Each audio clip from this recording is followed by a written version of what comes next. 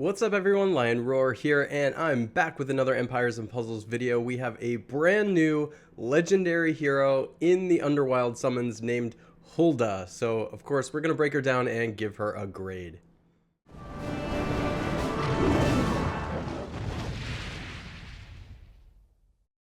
But first, download Gemstone Legends, a mobile RPG puzzle match game. Use the link in the description to start with free stuff, including a bonus hero.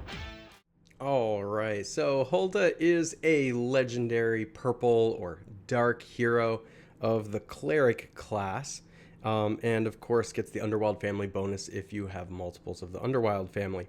There is a passive here, increased buff duration. The duration of the first 3 buffs this hero receives from special skills is increased by 1 turn.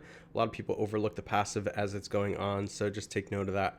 Hulda's attack, which doesn't actually matter so much with her special, but is here listed at 758, is alright.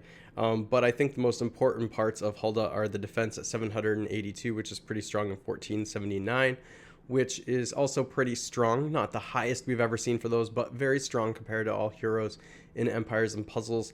And I think that if you're going to put emblems on Hulda, you're probably going to pump up the defense and HP as much as you possibly can because of the special Pet Larva, which is average speed. And again, if you put level 23 mana troops on her or some of the newer troops at a lower level, she's basically going to go off at fast speed on offense, and then on defense, of course, there's an even bigger effect with the higher mana.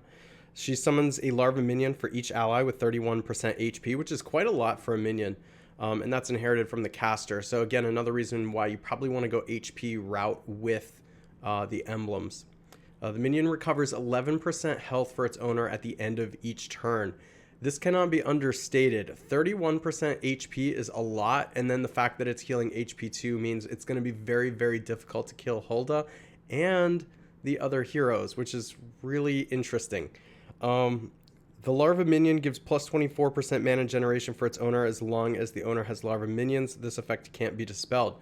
So if you put any of the mana troops on Hulda, she's already going to be going off faster, and then especially on defense, it is going to matter if you get this additional plus 24% mana generation.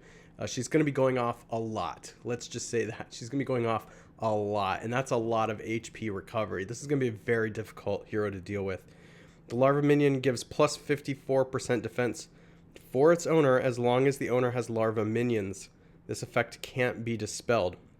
So not only is she recovering HP and providing additional HP giant minions, but increasing her own mana and increasing the defense of the heroes.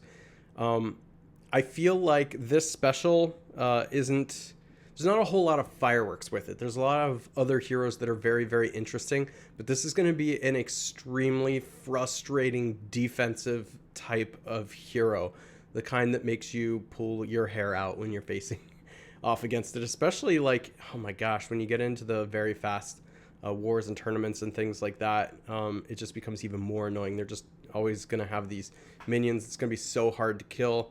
I have a feeling, and I could be wrong because we haven't quite seen a hero like this yet, but I have a feeling this is going to be one that makes people extremely frustrated in a Teleria kind of sense.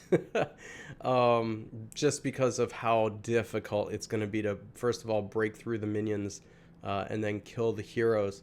You're really going to have to do a lot of hard work to get rid of her. I would say at the tank position is probably where she's best used, but because of her speed, let's say, I don't know if your alliance is using a different colored tank than purple. I mean, purple's most popular, so the fact that she's purple is fantastic for that purpose. But like, she could even be used on the wings in wars where maybe purple isn't the tank, or in tournaments where maybe you're using a different tank color or something like that. So she's quite flexible too.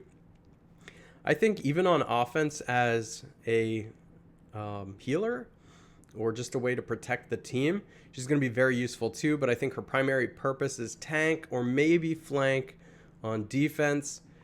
She can be used in pretty much any war type. She's probably not the best to take against the Titan, but if you have limited options, of course, you know, that's where this attack stat comes in as far as like tile damage and things like that. But it would also protect your team against dying to the Titan because of how big those minions are. So, you know, there is that. She can support the team.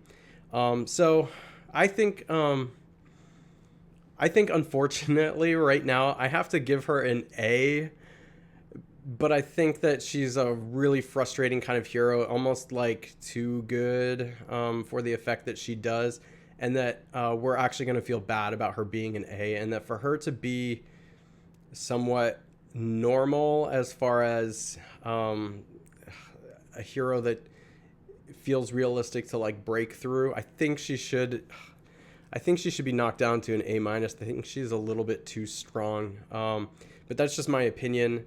The problem is there's a very, very fine line here, because you can nerf her even just a little bit too far, and then she becomes useless. So it's a difficult kind of thing. I'm already nervous about how many headaches this hero is going to cause.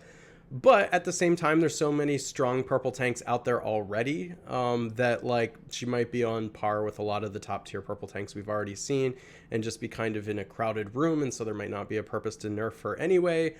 I don't like when they have to nerf, but just add her to the list of amazing purple tanks that are going to be really hard to deal with.